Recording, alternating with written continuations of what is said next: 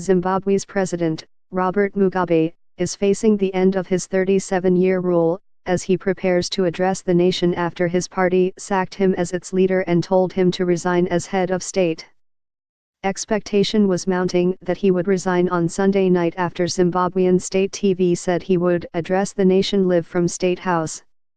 In an extraordinary meeting in Harare, the capital, on Sunday morning more than 200 ZANU-PF leaders voted to sack Mugabe as the party's leader and demanded that the 93-year-old resign forthwith from his position as head of state or face impeachment.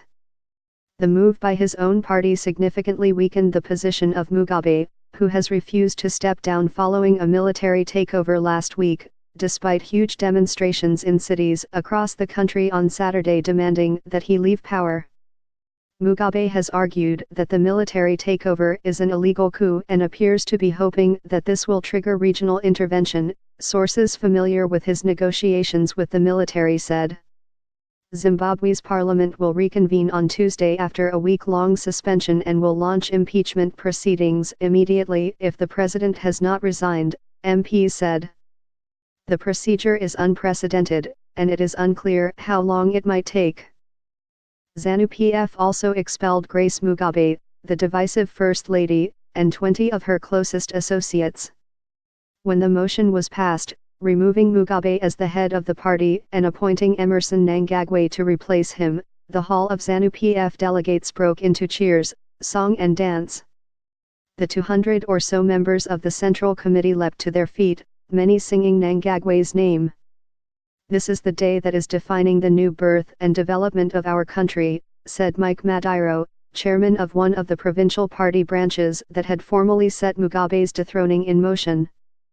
Chris Mutsvangwa, head of the powerful War Veterans Association, said Mugabe was running out of time to negotiate his departure and should leave the country while he could.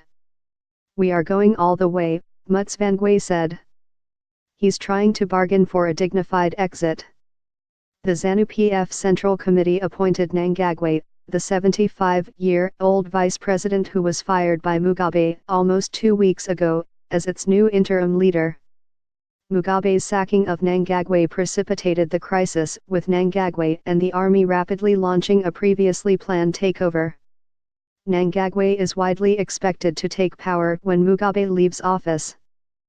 A second round of talks on Sunday morning between Mugabe and the army commanders who led the takeover was inconclusive.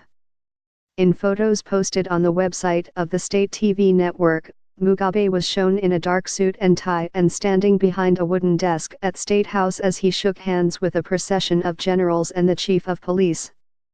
Beside him was a television tuned to Al Jazeera.